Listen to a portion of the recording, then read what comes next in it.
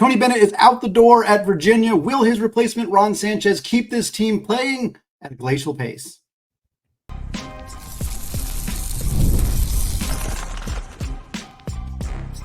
You are Locked On College Basketball, part of the Locked On Podcast Network. Your team every day. What's up, folks? Happy Monday, and welcome into the Locked On College Basketball Podcast, a daily national college hoops show, part of the Locked On Podcast Network, your team every day. We are your co-hosts. I'm Andy Patton. He is Isaac Shade, here 2 weeks out from the start of the college basketball season, and you are joining us at the place to get your college basketball content every single day. As a reminder, folks, you can listen to the show ad-free on Amazon Music. I want to give a special shout out to those everyday listeners and those of you who have joined us on the Locked On College Basketball Discord channel. It is free to join. There's a link in the show notes on our audio and video platforms. Today's episode is brought to you by Game Time. Folks, download the Game Time app, create an account now, and use code LOCKEDONCollege, and you'll get $20 off your first purchase. Well, Isaac recorded an instant reaction to this late last week, but Tony Bennett has announced a sudden retirement from the University of Virginia. We're going to talk about what this means, more about his replacement, Ron Sanchez, taking over the team, what that means for Virginia, and what this means for college basketball. We've seen quite a few high-profile coaches move out of the industry in the last half decade or so. Going to talk about what that means for the sport. If there's anything to be done to potentially change this shift that we've seen recently. Plus, it's secret scrimmage time, and there's a lot of not-so-secret scrimmages, some charity exhibitions that we have seen, some box scores that have been revealed. We're going to talk about our first glimpses of Cooper Flagg, Ace Bailey, Dylan Harper, and many, many others from over this weekend. But Isaac, let's start with the story that you talked about late on Thursday evening. Tony Bennett officially out the door at Virginia. 13 days or so before the start, a little more than that, like 16 days before the start of the season. A very shocking late into the offseason departure for Bennett. Of course, a national championship winning coach, one of the most successful coaches in the college basketball space, has not been particularly good since that championship victory, which kind of is part of this conversation here. A coach who is struggling to adapt and adjust to the new era of college basketball. And we've seen Ron Sanchez is going to be the person who takes over the program, longtime assistant coach there. I know you predicted this on your emergency reaction pod. What was your, it doesn't sound like you were surprised that Sanchez is taking over. What are your kind of initial thoughts now that we know he's going to be the person leading this Virginia program, at least for the next season?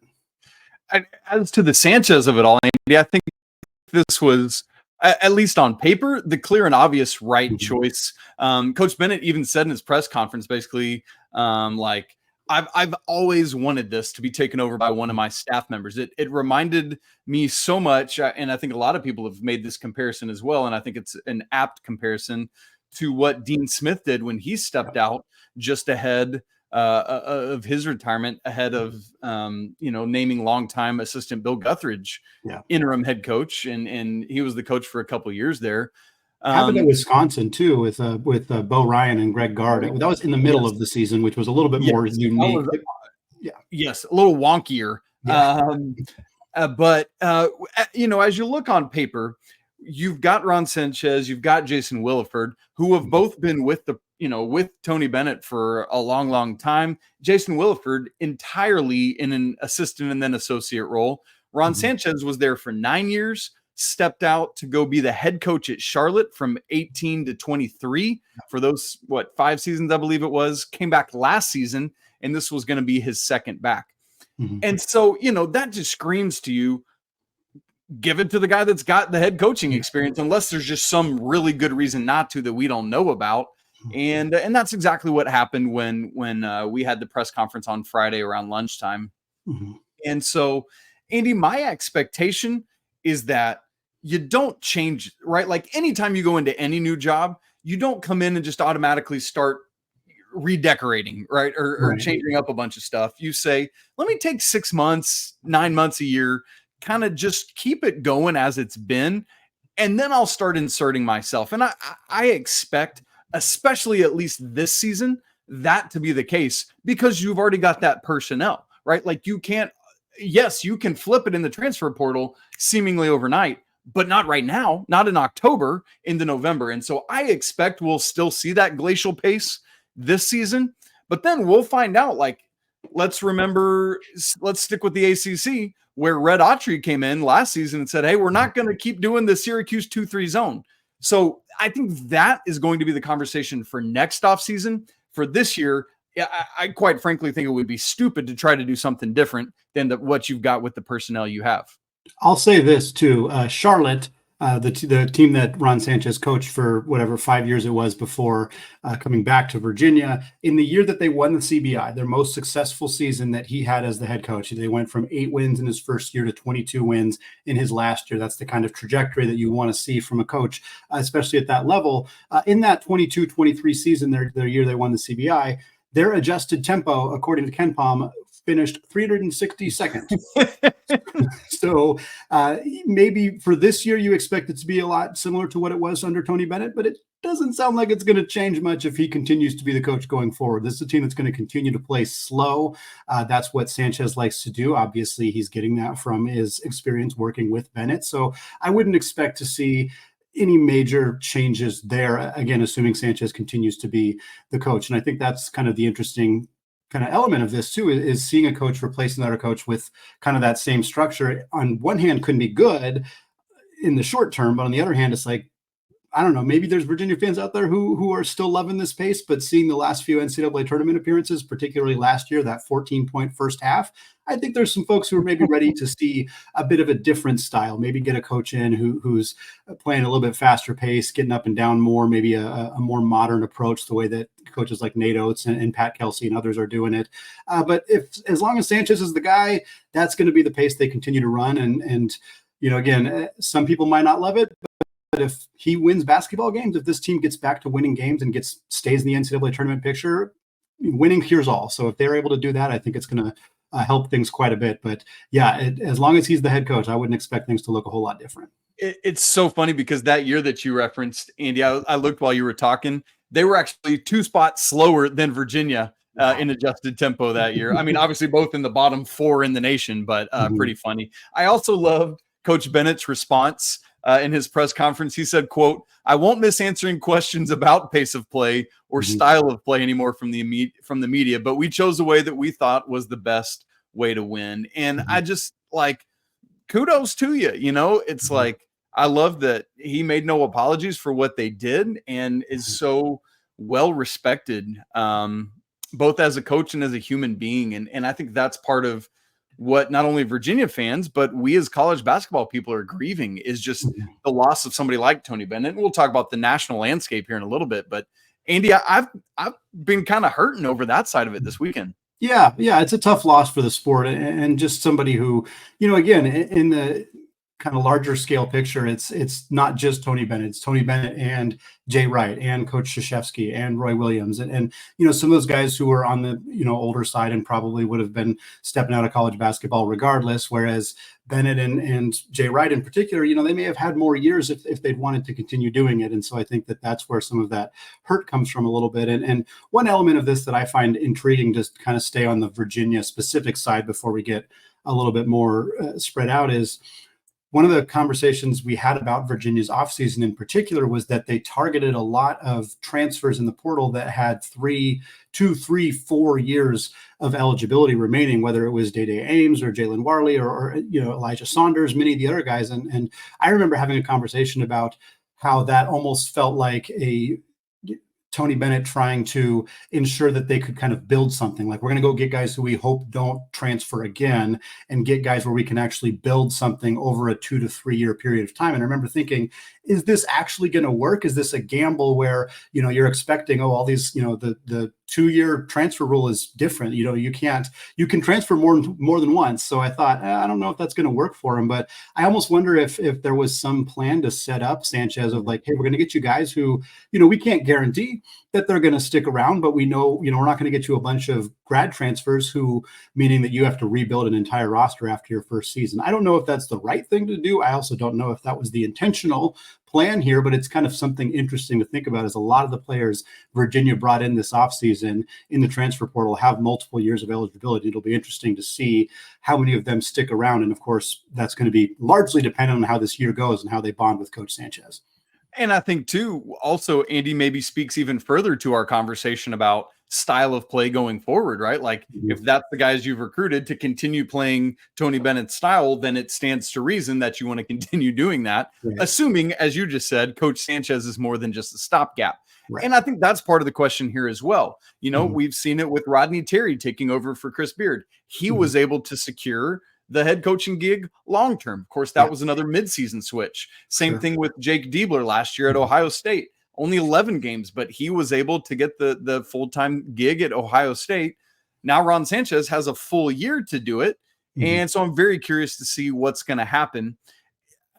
It feels like he's going to be given a little bit of a leash. Like, you know, like if this is any remotely plan of him being the long-term solution, I think he's going to get the opportunity to get at least one rotation of an off season. Now, if Virginia doesn't want that, then he won't, and that's fine. But that's something to keep an eye on. Also, one other quick note before we move on, Andy.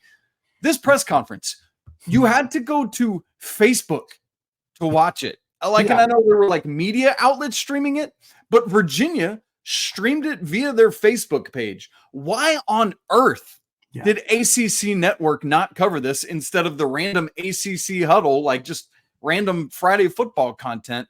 That seems absurd to me and a mismanagement of airtime.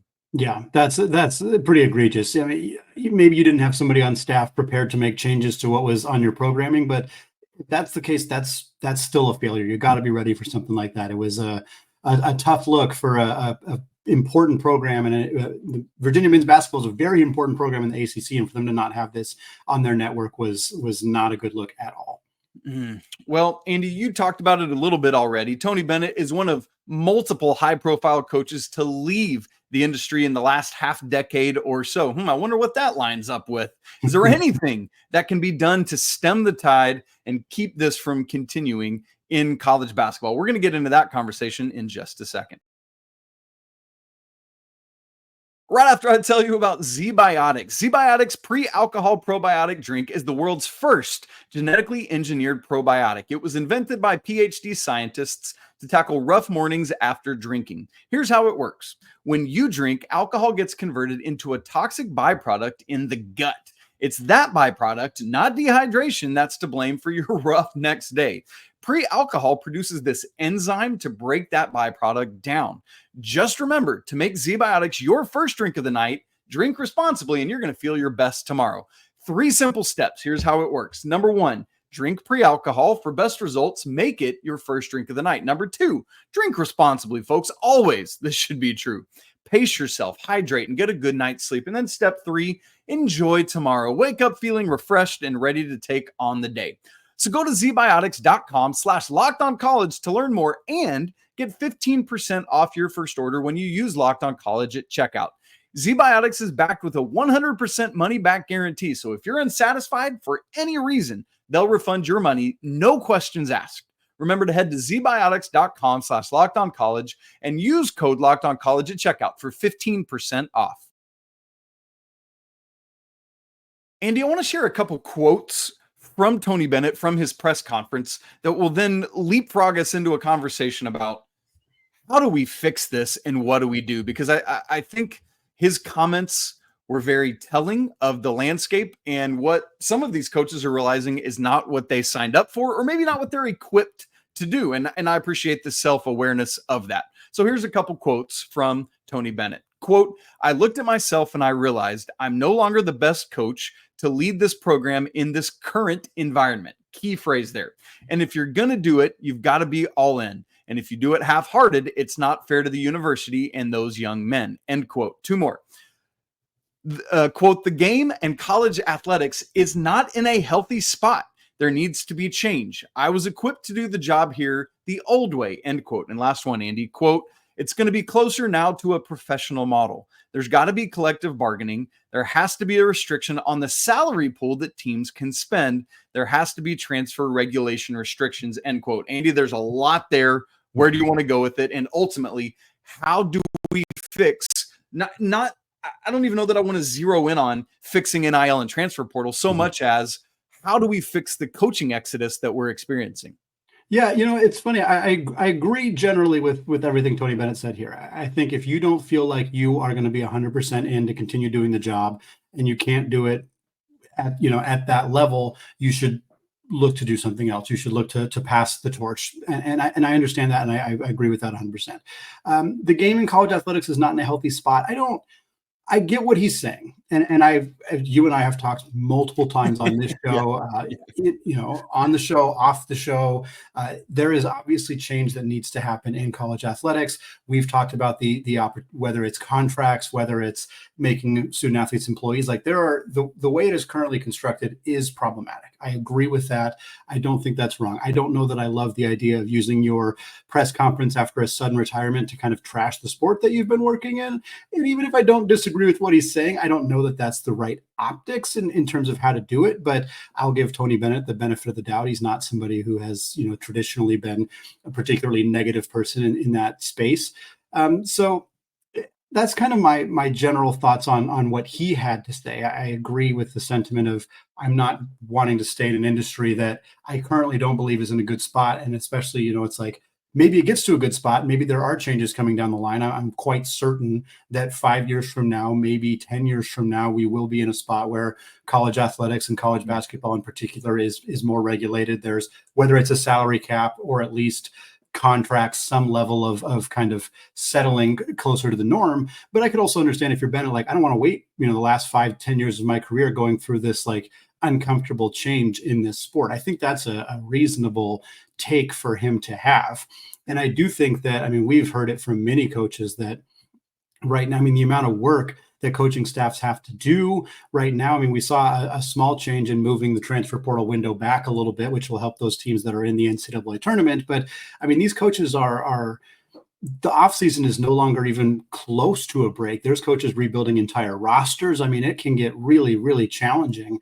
And the amount of work that they're doing, I think, I think there's an argument to be said of like complaining about how hard your job is when you make $40 million a year can rub some people the wrong way. And I think that that's a valid way to feel. But I also think that it's not just that, oh, this is harder for coaches. It's also not good for players. It's not good for fans. I think there's a lot of people who are not enjoying the way that the sport is going. And so I don't disagree with Bennett there. I think the optics, I'd have questions about it. And honestly, I think a lot of this is going to go back to a conversation we've now had quite a few times just in the last few weeks, Isaac, the need for general managers in the sport. Yes. How many of these issues for Bennett in particular, and any coach really, would be alleviated by having somebody in that role where they're focusing on the transfer portal? You work with them directly on, this is the kind of player I want. This is the archetype I'm looking for. I'm looking for somebody at this size who has these kind of advanced metrics, whatever it is that you want, and have somebody who does that job for you. Because for me, I think,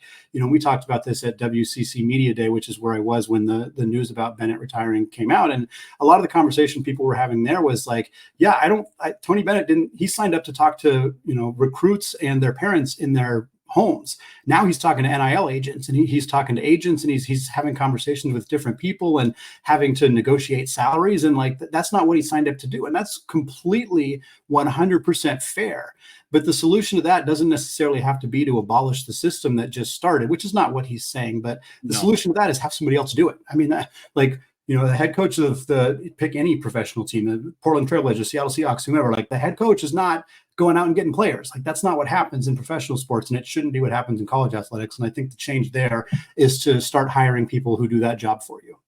And it felt like reading between the lines in the press conference, Andy, as he talked about how much his assistants have propped him up and helped him, it felt like maybe they were taking on the onus of a lot of this transfer portal stuff, but they shouldn't be the ones that have to do it either. It truly should be a general manager. And now as we look at the scope of the ACC, there is kind of this void because with Coach Williams stepping away and then Coach K and then Coach Boeheim, I think a lot of people ACC specific were like, I think Tony Bennett's probably the face of our conference now. And now he's not. And Andy, what's wild, and I think I mentioned this in our emergency reaction show. This means now that the ACC has lost it had 4 coaches that had won a national champion. In 4 consecutive seasons, those coaches have left. 21-22, Roy Williams leaves. Here comes Hubert Davis. 22-23, Mike Krzyzewski leaves. Here comes John Shire. 23-24, last year, Jim Boeheim leaves. Here comes Red Autry. And then this year, right now, Tony Bennett leaves, and here comes Coach Sanchez. Yeah. And so, Andy, what that means then for the ACC, this comes from Brian Ives, who is a producer for ESPN, tweeted, ACC men's basketball does not have a head coach who has won a national championship title for the first time since the start of the 81-82 season. And yeah, I mean, that just speaks to the credibility and longevity of this conference and its coaches. But Andy, it's a new age. And so as we think about, like, going back to the question of how do we stem this tide? How do we stop the exodus? I think it's twofold. It's number one, coaches that are already in, who are willing to adapt or can at least hold on until some of those new things are in place that you mentioned, maybe a half decade or decade down the road, and the influx of new coaches who did sign up for this, right? Because there are plenty who are just getting into it for the first time. That's like, yeah, I understand that this is the deal and this is what I'm signing up for. Right. And so we're just in this weird gap between those two times. One of the other main facts that came out of this the Tony Bennett saga here was, and I know many people have already seen this fact, but it strikes me as very interesting that there are only 6 remaining active coaches who have won a national championship, just 6. And interestingly, I was just counting it out here right before you finished. The ACC is actually the only high major conference that does not have one of those 6 head coaches, which struck me as surprising. You have obviously Scott Drew and Bill Self coming out of the Big 12. You have John Calipari in the SEC. You have 2 Big East coaches in Rick Pitino and Danny Hurley. And then you have Tom Izzo in the Big 10. The fact that the Big 10 has not won a championship in over 20 years and yet still has one of the 6 remaining head coaches is a testament to Tom Izzo's longevity in that role. But yeah, it's just the coaching change that we've seen in this sport is seismic. I mean, to be able to have that fact of, there's a champion every single year outside of the COVID year, and only that's how this works. Wow. And you told me this fact before we started recording. There's only 3 head coaches in college football who have won a national championship, who are currently active. Obviously a product of Nick Saban and Jim Harbaugh leaving recently, but that's insane that these 2, huge sports in the college landscape are basically losing so many of their previous national champions are out the door. And it's just a fascinating, it would be ridiculous to not assume there's some correlation there. Yes, age obviously played a factor for quite a few of those coaches, but in a lot of cases that wasn't the situation. So it's very interesting to see how dramatic that change has been and how few coaches currently coaching in men's basketball and football have won national championships. Well, Andy, I think a fun conversation that we should save for some time to be able to have is who joins that list next? Because I think there are a bunch of coaches who we expect to either win or that we hope will win one before they're done to add to this list. But I'm really curious to see who that'll be. And I think a fun conversation to have sometime. Yes, absolutely. Whether the next head coach to win a championship will be one of the previous 6 or whether it'll be somebody else, that's a fun conversation to look at, considering that pretty much all of these coaches that have already won one have a team that I think is at least somewhat capable of competing for a national championship. There's a whole lot of other coaches that are going to be in that conversation as well. But Isaac, want to close out the show talking about some of the exhibition games we saw over the weekend. College basketball is not quite back. We're not quite there yet, but we had some exhibition games. We saw some box scores. We saw some stats, some highlights from guys like Cooper Flagg and Ace Bailey and Dylan Harper. We're going to talk about that. And because it's the first actual action we've seen in a long time on the court, we're going to overreact to everything we see coming up here in just a second. First, folks, let's talk about game time, because we are 2 weeks away from the start of the college basketball season, and there is nothing better than the atmosphere at a hoops game. The anticipation of what's about to happen, the energy of the crowd, the unexpected coming to life, thrilling wins, and more. And thankfully, there's a ticketing app called Game Time that helps you get great tickets at a great price. And not even just for sports. You can get tickets for comedy shows, for theater, for concerts, whatever. All of it is out there. And great news, when you're getting tickets for this year, Game Time has a new feature called Game Time Picks that makes getting tickets for your favorite live events even easier. Game Time Picks filters out the fluff to show you only incredible deals on great seats so that you don't have to waste time searching through thousands of different tickets. Whether it's Game Time's ticketing coverage, their lowest price guarantee, or the panoramic views from your seat in the app feature, Game Time has you covered.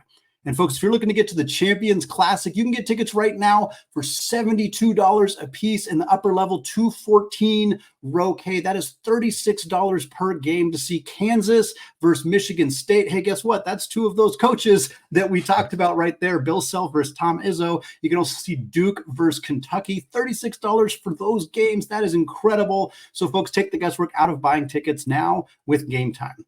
Download the Game Time app, create an account, and use code LOCKEDONCollege, and you will get $20 off your first purchase. Again, create an account, redeem code LOCKEDONCollege for $20 off. Terms do apply. Download the Game Time app today. Last minute tickets, lowest prices, guaranteed. All right, Isaac, so excited to have some actual game results to talk about. And yes, they're not actual games in the sense that they're not going into the scorebook as official games for the season, but it's still nice to get a first glimpse, especially at some of the new players, whether they're college basketball veterans at new schools or whether they're freshmen who are playing in their first games against new opponents. So we're going to start talking about the scrimmage game between Duke and Lincoln, PA, which is a D2 school. It's important to acknowledge that this is a D2 school because Duke beat the absolute doors off of them 107-56. Was the final score there. Some really fun results in this one. Cooper Flagg, 22 points, 6 assists, and 4 blocks. Obviously, that's the player most people are going to want to hear about. 2 of 5 from 3, 8 of 16 from the field. Knupel. I'm going to need to learn how to say his name. Knupel. 17 points, 5 boards, 3 assists. He was 5 of 9 from 3. He was electric in this game. I think my favorite performance of the night was from him. And then, another name that I'm going to need to learn. Come on, Maluach. Yes. Maluach. Okay, that's actually phonetically how it looks. Maluach. Got it. 4 points. That's what I've heard, Andy. I'm going to have to keep. I've heard him say it, but even him saying it, he kind of says it's hard faintly. To tell. Yeah. Yeah. He had 4 points. He had 11 boards, a pair of blocks in this one. And then Tyrese Proctor, 19 points, 3 assists, 3 boards, 5 of 7 shooting for him. That was the key results for this Duke team. Going to be really interesting to see how this season plays out for them. Yeah, Andy. Also on Con Knipple, I just always think about Meet the Parents, where he's like, "I've got nipples, Greg. Can you just the nipples of it?" You know. There you go. That's how I remember it. So, but what's interesting, legitimately though, with Knipple, it's like, dang it, now I'm just laughing about Ben Stiller. Like with him, I know like Cooper Flagg's the one that gets the headlines and the highlights. Maluach, because of his size, I think people talk about him all the time. But I just keep hearing report after report about how impressive Con Knipple has been as like just a bucket getter, like not just his 3-point capability, but his ability to get inside. And huge dunk on somebody in this game too. Yeah. And so I haven't, outside of highlights, like I didn't get a chance to sit down and watch this game. But I'm really excited to see him in action. And obviously there's a bunch of freshmen, Isaiah Evans, Darian Harris, and all these guys. And part of that was what was interesting to me, Andy, is Coach Shire started along with Cooper Flagg and Con Knipple, Caleb Foster, Sion James, and Malik Brown. Yeah. So outside of those two freshmen, Foster, the only returning to Duke out of that crew, and then James and Brown, the two of the incoming transfers. And Andy, I know it's like, well, there's something to be said about who's starting, but it's like, well, Proctor's going to start, right? Proctor's going to start. So I don't think we take too much away from that. And in fact, both of those guys played more minutes than either Brown or James. So really interesting, but as always says, we're overreacting and we're into it, but we do have to take it all with a grain of salt. Sure, of course. Look in the next game here, and this one is definitely seen some overreactions to this already, but it's hard to not be fairly excited if you're an Alabama fan as they win against Wake Forest 98-77, a massive win over a team that has legitimate NCAA tournament aspirations this year in the Demon Deacons. Aiden Holloway looked fantastic for the Crimson Tide, 20 points, 6 assists, 5 of 12 from 3 in this one. No surprise here at Alabama, you're going to be shooting a whole bunch of threes. Mark Sears had 19 and 6, 4 of 7 from three. On the Wake Forest side of things, Hunter Salas, 16 points. Not a very efficient night, 6 of 15 from the field. Knocked down 2 of his 4 3-point attempts. And then Omaha Billiou, the transfer from Iowa State, going over to Wake Forest. I think one of the more intriguing potential sophomore breakout candidates this season. He had 15 points, 4 boards. He was very efficient, 5 of 6 from the field. Knocked down his only 3-point attempt, 4 of 8 from the free throw line. So not great there, but 15 on 6 field goal attempts. You're going to take that anytime. For Alabama, this is not only a 22-point victory over a potential NCAA tournament team. They did it without Grant Nelson. They did it without Latrell Wrightsell. They did it, of course, without Chris Youngblood, who's out for the majority of the season. They did it without Aiden Sherrill. So very exciting to see them have this kind of performance without so many of their key starters.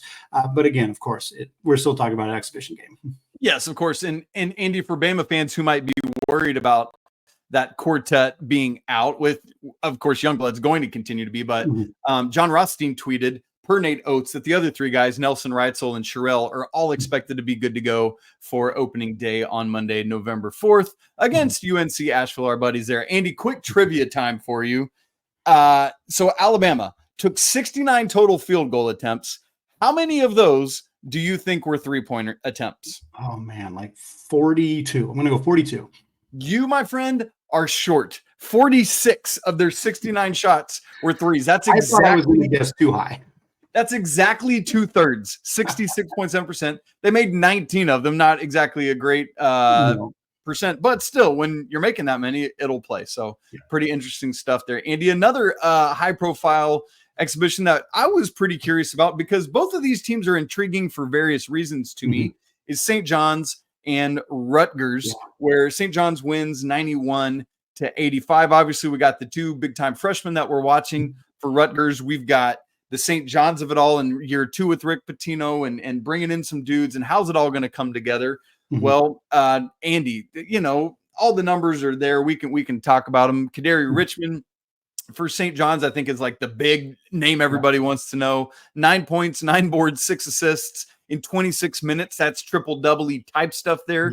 Zuby Ejiofor, man. This is the number. You were telling me about this before we even started looking at it.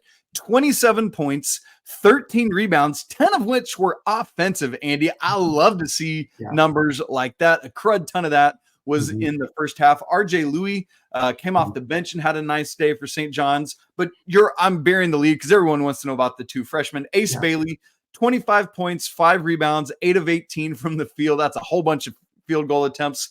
4 of 9 from 3. As for Dylan Harper, 20 points, 4 boards, 8 of 16 from the field, 2 of 6 from 3. So these 2 young men combine to take 34 shot attempts. And I think that is going to be the norm, not the exception, Andy. Yeah, 100%. Really exciting stuff from the freshmen. Exciting stuff. If I'm a St. John's fan, I am ecstatic because the front court was the big question mark. And the big thing coming into the season was, is Zuby Ejiofor ready to take that leap and be that guy? And again, it's an exhibition game. We'll keep saying that. 27-13 against a legitimate team in Rutgers. I know Rutgers is not known for their front court, especially in the post-Cliff Omoruyi era, but still, that is an incredible performance from him. A couple other ones that we don't have full box scores for. Iowa State takes down Creighton 83-82. We didn't see a full box score, but we did see some reported data. So take this with even more of a grain of salt. But we saw Pop Isaacs, Ryan Kalkbrenner, Stephen Ashworth all had 17 each for Creighton. They did not play freshman Fedor Zugic or potential starting power forward Jason Green. For Iowa State, Sean Gilbert had 35. We did not see either 2 of their new front court players, Joshua Jefferson and Deshaun Jackson, did not play. So for them to have beaten Creighton, despite not having 2 of their key players in the front court, is a very good sign for the Cyclones. And then the last one here, we're going to start the show talking about Virginia. So we're going to end the show talking about Virginia. They scrimmaged against VCU and got their bell rung badly in this one. The Rams of VCU 71-49 over Virginia. Elijah Saunders led the Cavs with 19 points. That means the rest of the team combined scored just 30. They were missing a few guys. Isaac McNeely did not play. Day Ames, one of their new freshmen, did not play. Neither did Christian Bliss. Still not exactly a great result for Virginia there. On the VCU side, Philip Russell had 18. Max Shulga had 11. Jack Clark had 9 points and 11 rebounds. Saw a lot of people on Twitter joking about whether this was an audition of sorts for Ryan Odom to potentially be the new coach at Virginia if they don't continue with Ron Sanchez. I don't think they're going to use a scrimmage game like this as a big talking point, but it is interesting to note that if VCU has a big year, I wouldn't be surprised if Ryan Odom is in that conversation. And Andy, what's fun, man, in this new era of getting these charity exhibitions where we get public D1 versus D1 things, like, for example, we've still got Creighton, another one. They're playing Purdue this upcoming Saturday. We've got Alabama and Memphis, I think is next Sunday or Monday. Gonzaga USC's coming up. Gonzaga USC. We've got Duke and Arizona State, kind of the Hurley special there. And so, man, just lots of fun stuff. And I'm geeked for all of that. So folks, as we talk, we are just two weeks, a fortnight, a Wimbledon away from the start of the season, and it's coming so quickly. We can't wait. Thanks so much for joining us on the show today. If you haven't subscribed, do so on audio and video so you make sure you don't miss a second of Locked On College Basketball. If you're not part of the Locked On College Basketball Discord, man, you want to get in because the time is now. You don't want to miss a second. It's free to join. The link for that's in the show notes. As always, apologies to the Lawyer family. Let's go Wildcats! And until tomorrow, peace.